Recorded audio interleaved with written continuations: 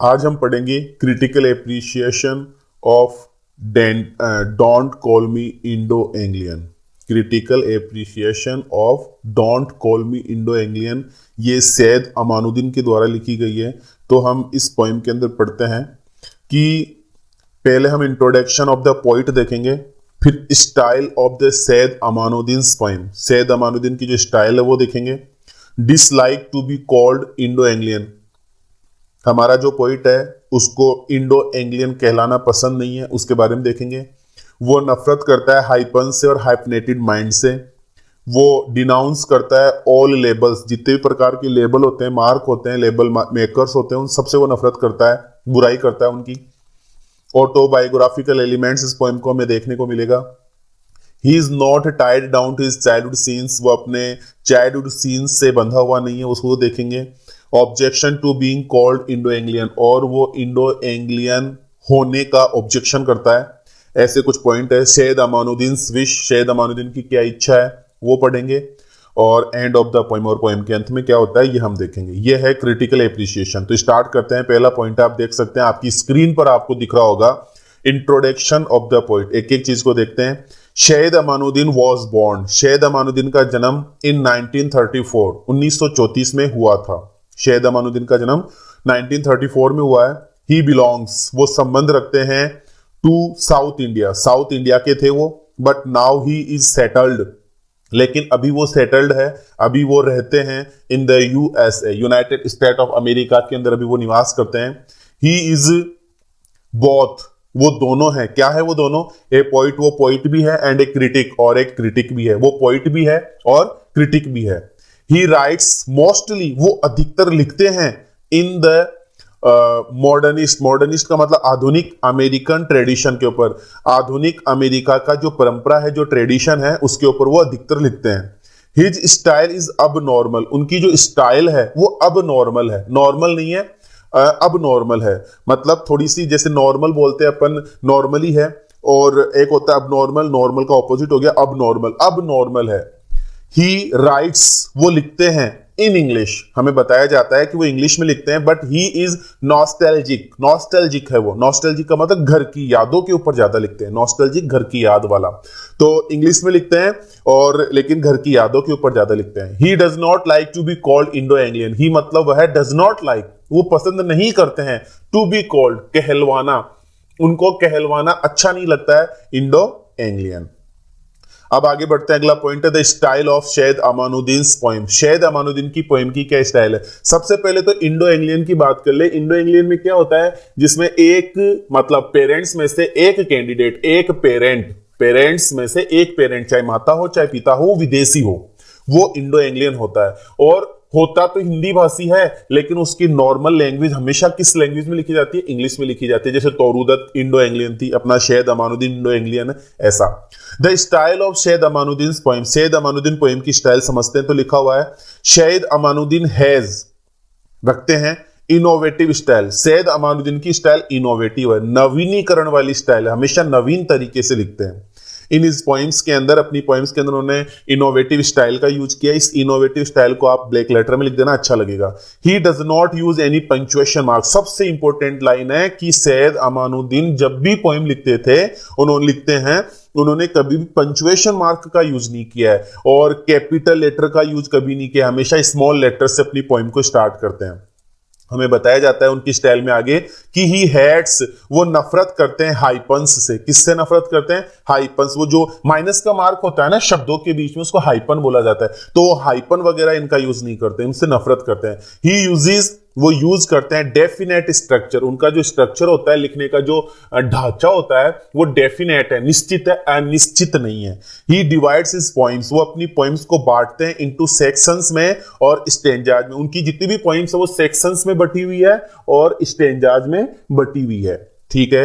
He starts A line, वो अपनी poem की लाइन जो स्टार्ट करते हैं एट द मार्जिन, मार्जिन से स्टार्ट करते हैं। मार्जिन का मतलब मैं आपको बताऊं तो आपने किताबें देखी है, किताबों के अंदर शुरुआत जब पहले सेंटेंस की होती है तो थोड़ा सा गैप होता है, फिर दूसरा पैराग्राफ स्टार्ट होता है तो फिर थोड़ा सा गैप होता है। इस प्रकार से कंटिन्यू गैप वाला जो स्टाइल होता है उसको मार्जिन बोलते हैं। तो ही स्टार्ट्स ए लाइन, वो अपनी लाइन स्टार्ट करते हैं एट द मार्जिन, मार्जिन से, एंड देन एक्सप्लेन इट्स, और बाद में एक्सप्लेन्स करते हैं, बताते हैं इट, उस लाइन के बारे में, इन द लाइंस, पंक्तियों के अंदर, दैट फॉलो, जो अनुसरण करती हुई चलती है। ये उसकी स्टाइल हो गई। अब देखते हैं कि सैयद अमानुद्दीन डिसलाइक करते हैं इंडो एंग्लियन कहलाना। तो ये पॉइंट हम पढ़ते हैं, लिखा हुआ है कि सैयद अमानुद्दीन डिसलाइक करते हैं to be called Indo Anglian, वो इंडो एंग्लियन कहलाना नापसंद करते हैं, क्योंकि ही इज एलर्जिक, उनको एलर्जी है, ही इज एलर्जिक, उनको एलर्जी है टू दिस टर्म, इस शब्द से, इस टर्म से उनको नफरत है। ऑल्दो, यद्यपि, ही राइट्स, वो लिखते हैं, ड्रीम्स, सपने लेते हैं, इन इंग्लिश, यद्यपि वो इंग्लिश में लिखते हैं, इंग्लिश में सपने देखते हैं, यट, फिर भी, द टर्म, ये जो शब्द है इंडो एंग्लियन वाला जो शब्द है, जो टर्म है, does not appeal to him, उनको अपील ही नहीं करती है, उनको पसंद ही नहीं आती, उनको झकझोरती ही नहीं है। He does not like a confused mixture of different things. He does not like, वो पसंद नहीं करते हैं confused mixture, कंफ्यूज कर देना। मिक्सर का मतलब मिलावट होना, डिफरेंट थिंग्स, अलग अलग चीजों को मिलाने का जो कंफ्यूजन है उनको वो पसंद नहीं करते। कौन कौन सा डिफरेंट थिंग्स, जैसे कल्चर हुआ, लैंग्वेज हुआ, उसको, उनको भाषा और कल्चर मतलब संस्कृति की अलग अलग चीजों को मिक्सर कर देना पसंद नहीं है, ये कंफ्यूजन उनको बिल्कुल पसंद नहीं है। He does not like a confused mixer, वो कंफ्यूज मिक्सर पसंद ही नहीं करते। किसका कंफ्यूज्ड मिक्सर? डिफरेंट थिंग्स का। कौन कौन सी डिफरेंट थिंग्स? कल्चर की और लैंग्वेज की। नेक्स्ट पॉइंट देखते हैं, हेट करते हैं, नफरत करते हैं हाइपन्स से और हाइपनेटेड माइंड से। वो हाइपन्स से और हाइपनेटेड माइंड से नफरत कैसे करते हैं, तो देखो, सैयद अमानुद्दीन हेट्स, सैयद अमानुद्दीन नफरत करते हैं हाइपन्स से, वो हाइपन्स से नफरत करते हैं क्योंकि ही कंसीडर्स, वो सोचते हैं, देम, उन हाइपन्स को, आर्टिफिशियल ब्रिजेस की, भैया ये तो आर्टिफिशियल ब्रिज है, ये तो एक आर्टिफिशियल पुल है। आर्टिफिशियल मतलब बनावटी पुल है between artificial values, artificial values के बीच में, बनावटी महत्वों के बीच के अंदर ये एक बनावटी पुल है। In the name of race, जो जाति के नाम पर किया जाता है, रिलीजन धर्म के नाम पर किया जाता है, लैंग्वेज भाषा के नाम पर किया जाता है। जो भाषा, धर्म, जाति के नाम पर जो बिना मतलब का महत्व जो होता है, जिसका पुल बनाया हुआ है, उसको वो बिल्कुल गलत मानते हैं। ही कंडेम्स, वो भर्त्सना करते हैं, वो क्रिटिसाइज करते हैं, वो बुराई करते हैं। ऑल हाइपनेटेड माइंड्स, ये जो लोग जाति में भेदभाव, धर्म में भेदभाव, भाषा में भेदभाव करते हैं, उन लोगों को उसने हाइपनेटेड माइंड कहा है। ही कॉल्स देम, वो उनको बुलाते हैं बियस्ड प्रोडक्ट्स, उन लोगों को बियस्ड प्रोडक्ट्स बुलाते हैं। हमारे कवि महोदय जो है ऐसे लोगों को, हाइपनेटेड माइंड वाले लोगों को बियस्ड प्रोडक्ट्स कहते हैं। बियस्ड प्रोडक्ट्स कहते हैं ग्रस्त संतानें, पूर्वाग्रह से ग्रस्त संतानें। किसकी ग्रस्त संतानें? एनलाइटेंड सोल्स, अज्ञानी आत्माएं। जितनी भी अज्ञानी आत्माएं हैं उनका जो पूर्वाग्रह से ग्रस्त संतानें, मतलब अज्ञानता से जो ग्रस्त लोग हैं, जो अज्ञानता से ग्रस्त संतानें पैदा हो रही है, उनको वो क्या कहते हैं? बोल गलत बताते हैं, उनको वो पूर्वाग्रह की ग्रस्त संतानें बताते हैं। अज्ञानी आत्माओं की पूर्वाग्रह से ग्रस्त संतानें उनको बनाते हैं, ही बुलाते हैं। ही कॉल्स देम बियस्ड प्रोडक्ट्स, उनको बियस्ड प्रोडक्ट्स बुलाते हैं। किसका बियस्ड प्रोडक्ट्स? एन अनलाइटेंड सोल्स, अनलाइटेंड सोल्स की, अज्ञान आत्माओं की जो लोग हैं, जो अज्ञानता से ग्रसित जो लोग हैं, उनको वो बियस्ड प्रोडक्ट्स बुलाते हैं, पूर्वाग्रह से ग्रस्त संतानें बुलाते हैं।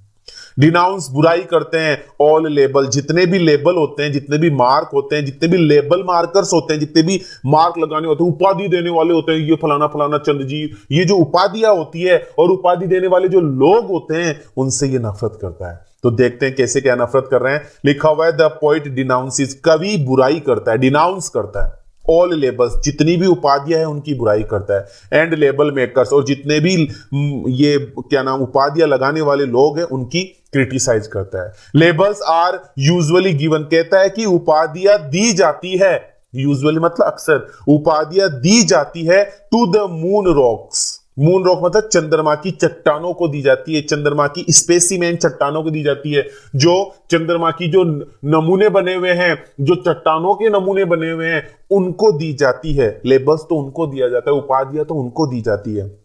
ही रिफ्यूजेस, वो मना कर देते हैं, to be like such specimen, वो स्पेसिमेन होना पसंद नहीं करते, ऐसे स्पेसिमेन, ऐसी उपाधियां लेना वो पसंद नहीं करते मून रॉक जैसी, जिनका एनालाइज्ड किया जाता है, जिनका वर्णन किया जाता है, जिनको क्लासिफाइड किया जाता है, जिनका वर्गीकरण किया जाता है, एंड लेबल्ड, जिन पे उपाधि लगा दी जाती है, एंड फाइनली उनको उपाधि लगा दी, क्रिटिसाइज, उनको वर्गीकरण कर दिया, उनका वर्णन कर दिया, और फाइनली क्या कर देते हैं, उन लोगों को उनको स्टोर करके रख देते हैं, उनको जमा करके रख देते हैं सेल्विस के अंदर। वो उपाधियां सिर्फ और सिर्फ कहां रहती है, अलमारियों के अंदर पड़ी रहती है, अगेन एंड अगेन, बार बार उनके ऊपर उपाधियां आती रहती है। He does not like the label, उनको लेबल लगवाना पसंद नहीं है ऑफ इंडो एंग्लियन, उनको इंडो एंग्लियन का लेबल लगवाना पसंद नहीं है अपने आप के लिए।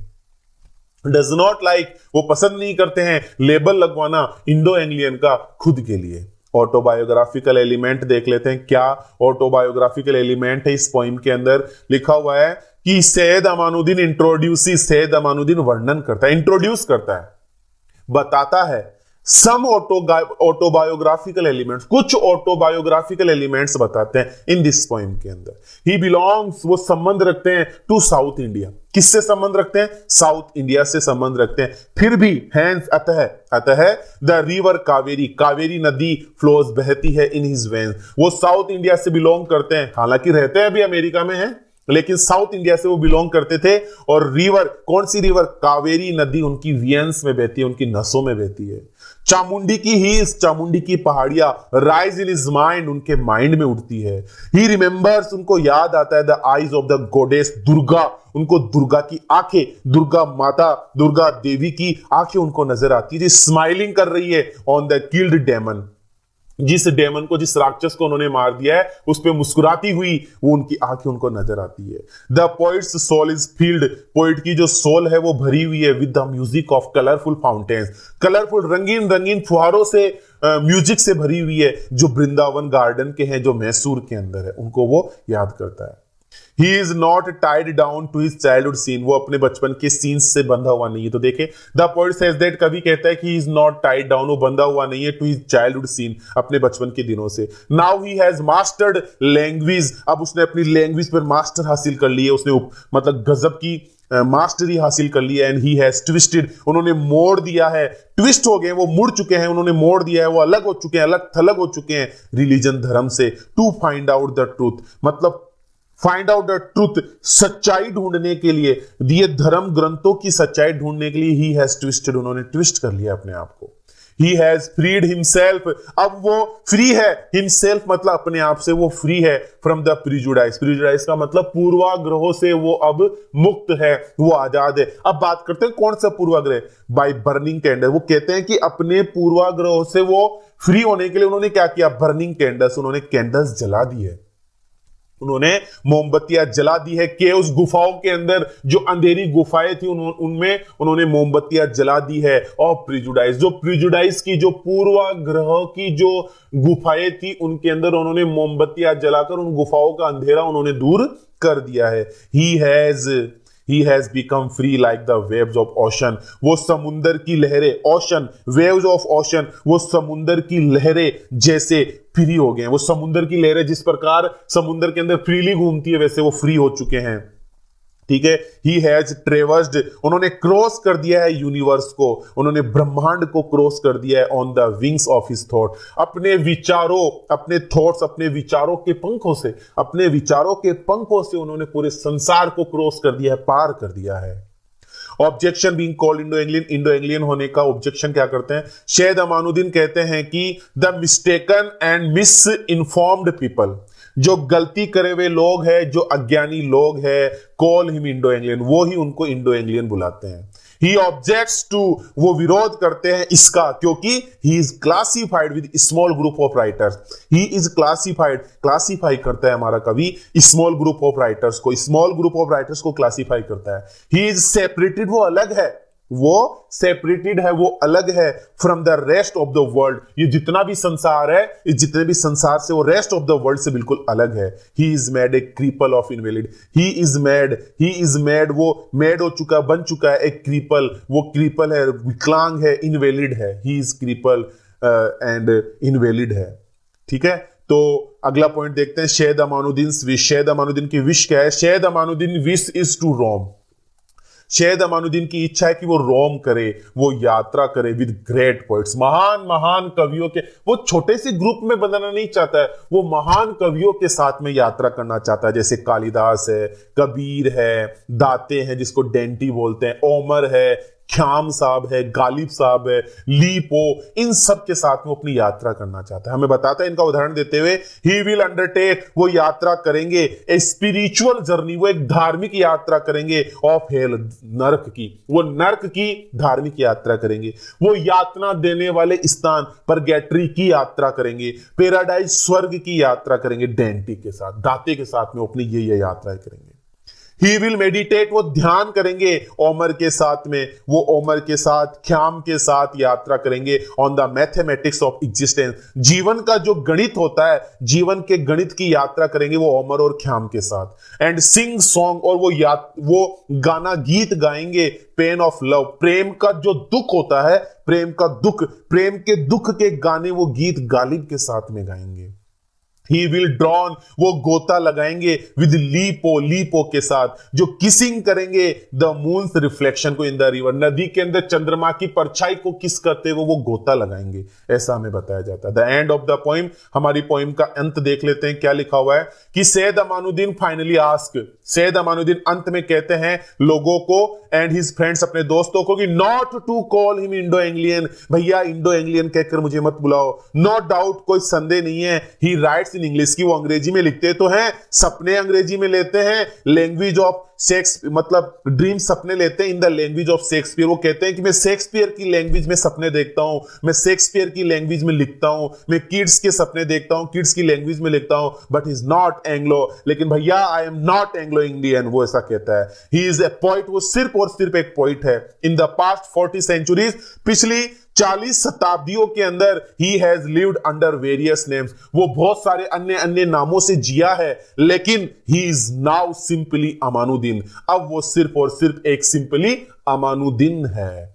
ये पोइम का जो क्रिटिकल एप्रिसिएशन है पूरा होता है। इससे आपको समझ में आ गया होगा कि हमने सेक्शन नंबर ए पढ़ लिया है, अब सेक्शन नंबर बी का हमने फर्स्ट क्वेश्चन कर लिया है। हम हो सकता है कि सेक्शन नंबर बी में 3 और क्वेश्चन करें, तो ये इंपॉर्टेंट क्वेश्चन है, आपको याद करना, और आप गौर करिए, इससे सारे छोटे वाले क्वेश्चन और तैयार हो रहे हैं। इस वाली पोइम के जितने भी छोटे क्वेश्चन होंगे, जितने भी छोटे क्वेश्चन होंगे, वो इन्हीं में से आएंगे, देख लेना आप चाहिए। ठीक है, थैंक यू सो मच। इस वीडियो को ज्यादा से ज्यादा शेयर कीजिए, मेरे चैनल को सब्सक्राइब कीजिए और बेल आइकन को दबाना ना भूलिए।